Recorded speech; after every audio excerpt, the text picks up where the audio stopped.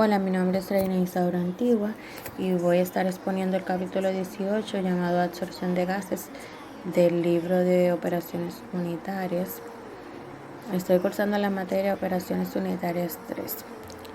Este capítulo trata sobre las operaciones de transferencia de materia conocidas como absorción y eliminación o desorción de gases.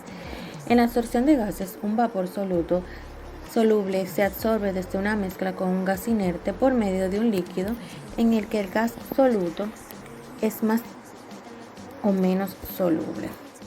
El soluto se recupera después del líquido por destilación. El líquido absorbente se desecha o se reutiliza. En ocasiones, un soluto se remueve de un líquido poniendo este último en contacto con un gas inerte. Tal operación, que es inversa a la absorción, recibe el nombre de desorción de gases o eliminación. Diseño de empaques y torres empacadas. Un aparato que se utiliza con frecuencia en la absorción de gases y en otras operaciones es la torre empacada. Un ejemplo de dicho aparato se representa en la figura 18.1. El dispositivo consiste en una columna cilíndrica o torre equipada con una entrada de gases y un espacio de distribución en la parte inferior, una entrada de líquido y un distribuidor en la parte superior, salidas para el gas y el líquido por la parte superior e inferior respectivamente, y una masa soportada de cuerpos sólidos inertes que recibe el nombre de torre empacada.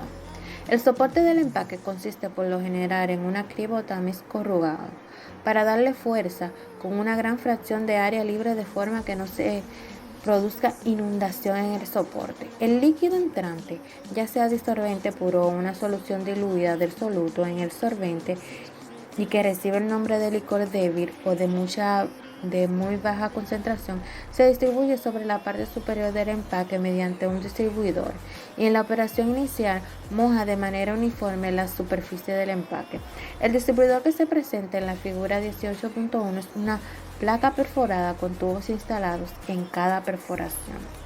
En torres grandes son más comunes las boquillas rociadoras o los platos distribuidores con un vertedero de desbordamiento. Para torres muy grandes, hasta 9 metros, 30 pies de diámetro, Nutter Engineering anuncia un plato distribuidor con tubos goteadores industriales. El gas que contiene el soluto o gas rico entra en el espacio de distribución situado debajo del empaque y asciende a través de los intersticios del empaque en contracorriente con el flujo del líquido. El empaque proporciona una gran área de contacto entre el líquido y el gas, favoreciendo así un íntimo contacto entre las fases. El soluto contiene el gas rico, es absorbido por el líquido fresco que entra en la torre y el gas diluido o agotado sale de la torre por la parte superior. El líquido se enriquece en soluto a medida que desciende por la torre y el líquido concentrado, llamado licor concentrado, sale por el fondo de la torre a través de la salida del líquido. Los empaques de la torre se dividen en tres principales tipos: aquellos que se ven cargados de forma aleatoria en la torre, los que son colocados a mano, aquellos que se conocen como empaques ordenados o estructurados. Los empaques aleatorios consisten en unidades de 6 a 75 milímetros, un cuarto, 3 pulgadas. En su dimensión mayor, los empaques inferiores a 25 milímetros se utilizan principalmente en columnas de laboratorio o plantas piloto. Las unidades de empaque ordenados son de tamaño comprendidos entre unidades de 50 a 200 mililitros de 2 a 8 in. Estos se ocupan mucho menos que los empaques aleatorios, pero no se estudiarán aquí.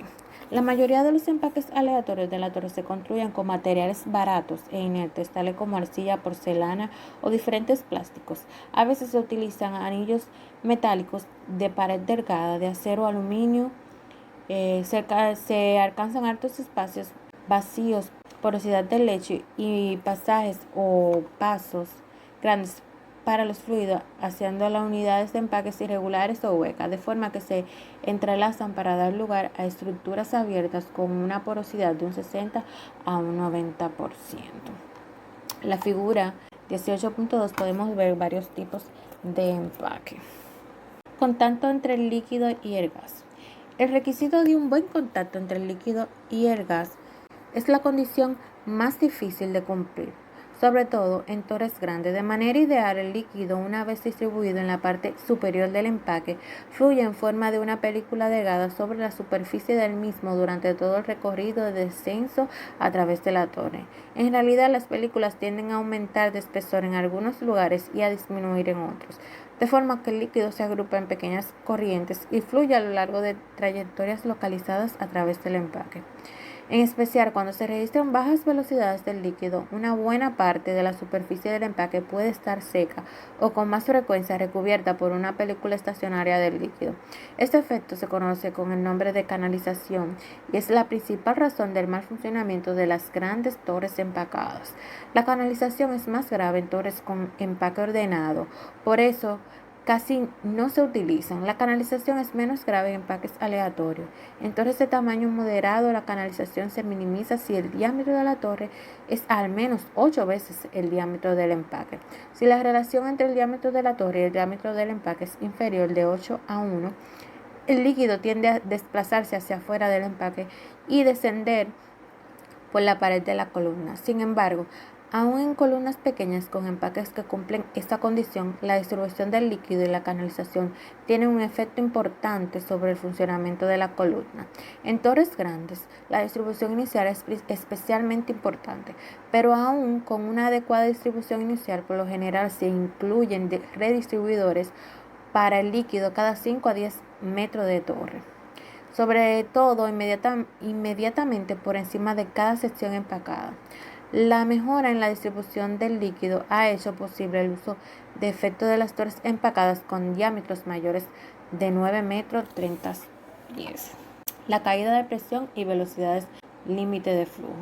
La figura 18.4 muestra datos típicos de la caída de presión en una torre empacada. La caída de presión por unidad de longitud o profundidad del empaque se debe a la fricción del fluido. Se grafica en coordenadas logarítmicas frente a la velocidad del flujo de gas G sub Y, expresada en masa de gas por hora y por unidad de área de la sección transversal, considerado que la torre está vacía.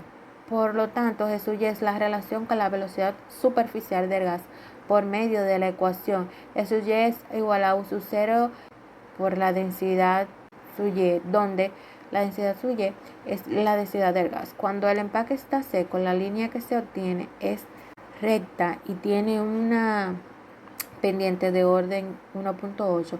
Por consiguiente, la caída de presión aumenta con la velocidad elevada a una potencia de 1.8. El empaque, cuando está rígido con un flujo constante de líquido, la relación entre la caída de presión y la velocidad de flujo del gas sigue el principio una línea paralela a la del empaque seco. La caída de presión es mayor para el empaque seco debido a que el líquido en la torre reduce el espacio disponible para el flujo de gas. Sin embargo, la fracción de huecos no varía con el flujo de gas.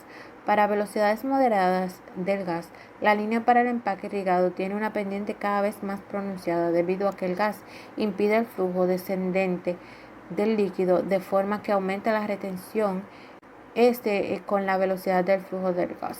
El punto en que la retención del líquido comienza a aumentar, hecho que se aprecia por un cambio de la pendiente de la línea de la caída de presión, recibe el nombre de punto de carga. Sin embargo, como se aprecia en la figura 18.4, no es fácil obtener un valor exacto para el punto de carga. Fundamento de la absorción. Tal como se ha visto en la sección precedente, el diámetro de una torre empacada de absorción depende de las cantidades de gas y líquido tratados, de sus propiedades y de la relación de una corriente con otra. La altura de la torre y por lo tanto el volumen total del empaque depende de la magnitud de los cambios deseados en la concentración y la velocidad de transferencia de masa por unidad de volumen empacado. Por lo tanto, los cálculos de la altura de la torre se basan en balances de materia, balances de entalpía y en estimaciones de la fuerza impulsora y de los coeficientes de transferencia de materia. Los balances de materia en una planta de contacto diferencial, tal como la torre empacada de absorción que se ilustra en la figura 18.9, las variaciones de composición son continuas de un extremo a otro del equipo. Los balances de materia para la porción de la columna por encima de una sección arbitraria, tal como se presenta con la línea de trazos discontinuos en la figura 18.9, son los siguientes. El balance total de materia es igual. L sub A más B es igual a L más B sub A. Para el componente en A, L sub A por la fracción de A más B sub Y es igual a L sub X más B sub A sub Y sub A, donde B es la velocidad del flujo molar de la fase gaseosa y L de la fase líquida en el mismo punto de la torre. Las concentraciones X y Y corresponden a las fases L y B, respectivamente, se aplican para un punto dado. Las ecuaciones de los balances globales de materia con base a las corrientes extremas son: balance total de materia, L sub A más B sub B es igual a L sub B más B sub A.